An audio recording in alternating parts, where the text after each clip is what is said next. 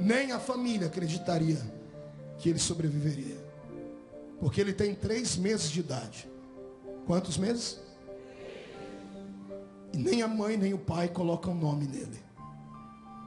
Onde você já viu isso?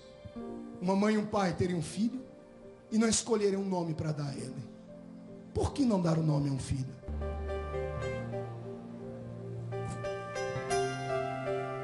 Quando você coloca nome em alguma coisa, você acaba se apegando a ela. Cria-se intimidade, amor, carinho. Não colocaram o nome naquela criança para quando se vissem livres dele, não sentissem falta. 3 meses depois, a família esperava a morte do bebê. Era isso que eu creio que iria acontecer. Sem luz, sem comida, sem poder chorar. A criança era para estar debilitada. 3 meses depois, o Senhor a surpreende. Entra na família, a minha Bíblia diz, e o bebê estava formoso, saudável e bonito. Aí eu tenho que encher o meu peito de ar para glorificar a Deus. Porque quando Deus quer, não interessa mais quem não quer. Porque quando Deus escolhe, não me interessa quem vai se levantar para perseguir. Quando Deus vai com a cara de alguém, pode se levantar quem quiser. Levantam para cair. Não tem homem na terra, não tem anjo no céu e não tem demônio no inferno capaz de bloquear o projeto que Deus escreveu para a sua vida.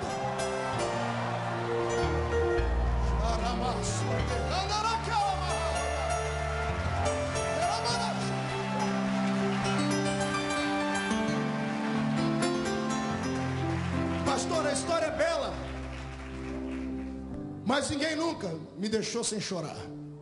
Ninguém nunca ficou sem me dar comida, pastor.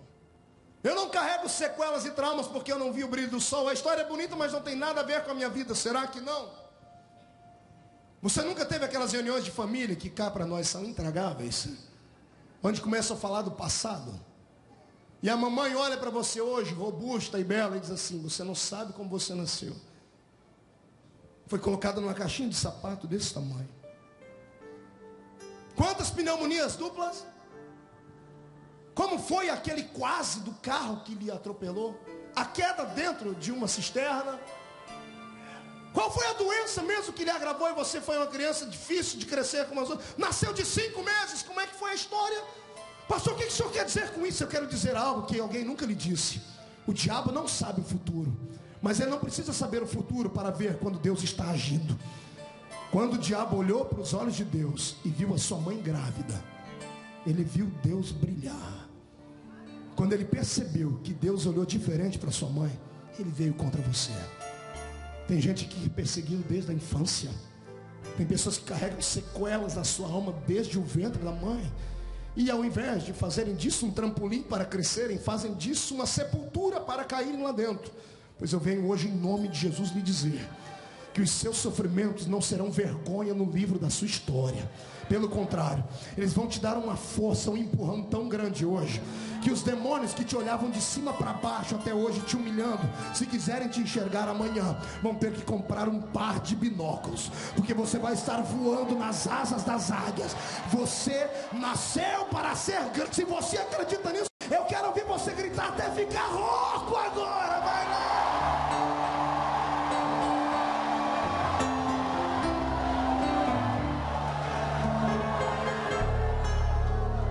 Chega de frequentar o psiquiatra. Pare de gastar com psicanalistas.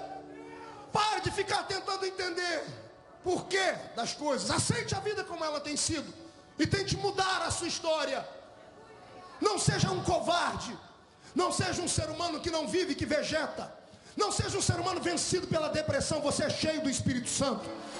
Eu li sobre a depressão em um site americano. A maior autoridade sobre esse assunto diz assim: a depressão é um estado de espírito, é uma doença na alma. Se é uma doença na alma, pode tomar todos os remédios que for. Esses remédios vão mexer apenas na sua adrenalina, vão lhe colocar de pé ou lhe fazer dormir, mas depois, quando passar, a dor vai permanecer. Você é cheio do Espírito Santo. Como pode um crente cheio do Espírito Santo ficar deprimido? Eu ordeno que esses espíritos que te prendem arrumem as malas e caiam fora da sua existência a partir de agora. Ah, pastor, Marco, o senhor não sabe da minha história. Pare de se lamentar, ou coisa ruim. Pare de ficar olhando de vir para a igreja e procurar aqueles profetas de plantão, já com o lencinho na mão, ficar na frente do púlpito assim, esperando uma palavra revelada. Você anda com um caderninho no bolso, tem o telefone de 800 mil profetas.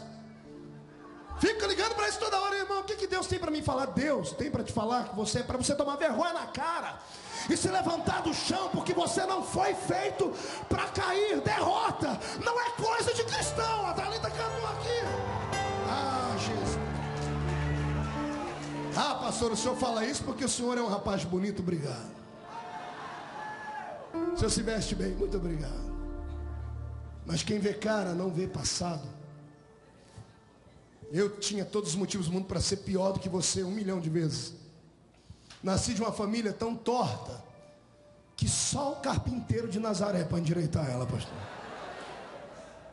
Minha mãe, com 15 anos de idade, aprendeu uma profissão macabra. Ela era fazedora de anjos. Sabe o que é isso? No interior, lá onde eu nasci, na Vila Tatu. Não ria, por favor. Eu falei para não rir. Ela abortava bebês. Ela aprendeu essa profissão porque ficou órfã. Foi morar com uma mulher que fazia isso. Mamãe tinha no currículo dela a morte de mais de 150 crianças. De filhas de empresários, de filhas de políticos a filhas de prostitutas. Ela tinha todo o equipamento. E quando eu tinha meus 5, 6 anos de idade, por descuido dela, ela deixou a porta do guarda-roupa aberta e eu vi toda a parafernália. Era de fazer qualquer homem que faz filme de terror ficar arrepiado.